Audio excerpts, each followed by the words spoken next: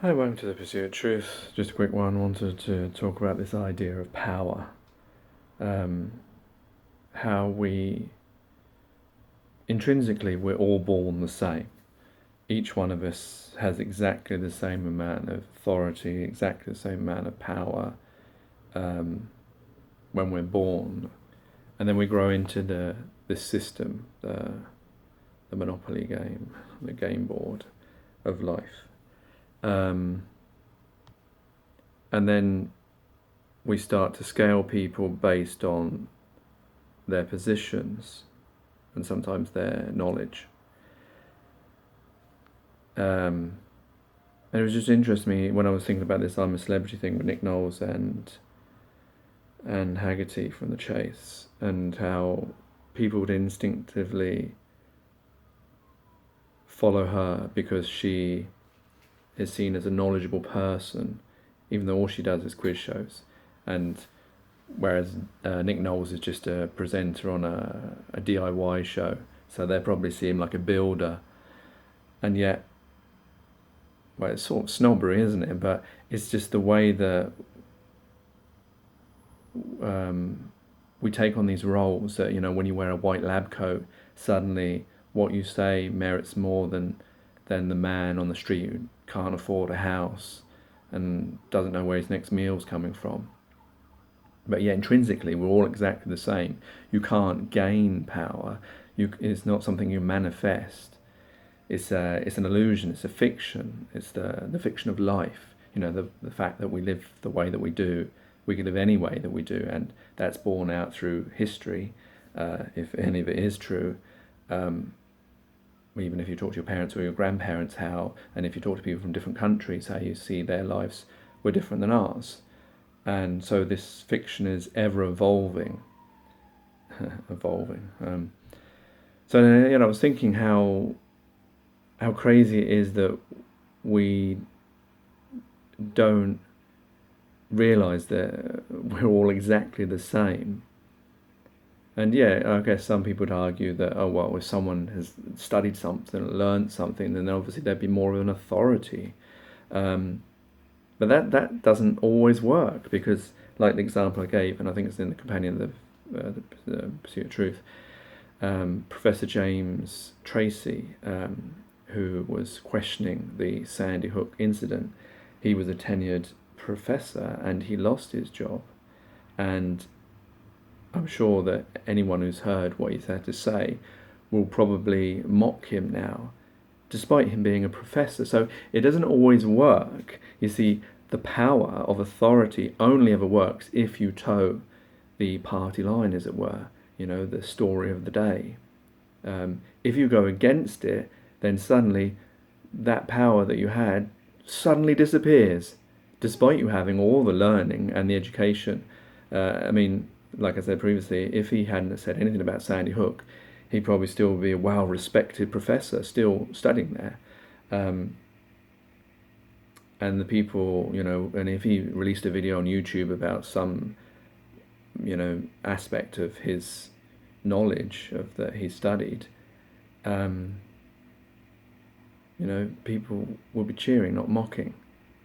So you see how that illusion of fiction, it can go, even, like with politicians and great leaders who in the past, there's been some scandal and suddenly they're not the well-respected person.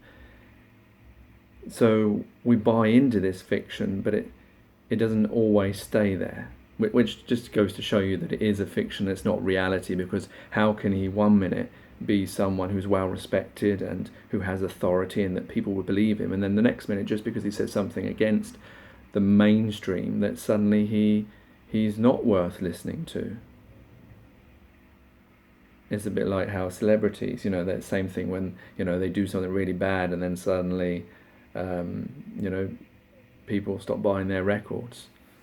So, yeah, that's what I just really wanted to talk about, is that aspect of power and authority, and how we buy into it without knowing, without really thinking about it, and the fact that, the trying to find what's the best person, a person without a home on the street, and the most intelligent scientist they're exactly the same. They have exactly the same power.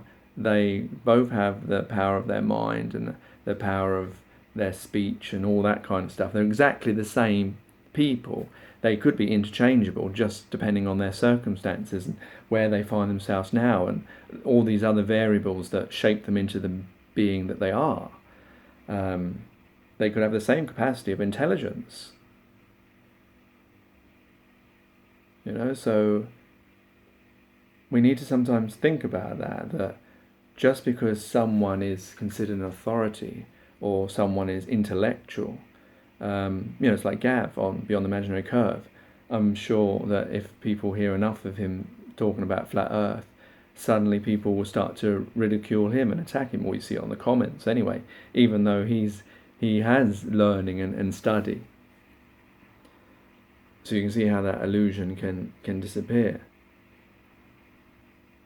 But yeah, I think we need to think about that. But the problem is we've been trained to see these, like there's a famous, is it the Frost Report sketch with, is it John Cleese, Ronnie Barker, and Ronnie Corbett, I think. No, must be, I think it's Ronnie Barker, John Cleese, and David Frost, where, I'm looking up him, and I'm looking down to him, all that kind of stuff. We know all about it, but it's just crazy how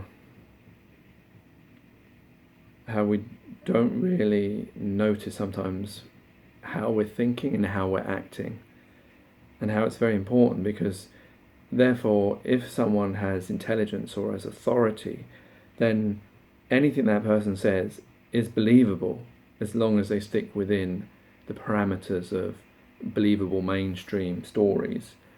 Then you'll believe them. If someone questions them, then the person questioning them, unless even if they're of parallel intelligence, if you had two professors of the same qualifications, of the same intelligence, and everyone said, yes, they're the most respected people, and then one of them says the world is flat, and the other one says, no, the world is globe, because of the way we've been programmed, as it were, or schooled, we will instinctively believe the one who is towing the party line, the mainstream view,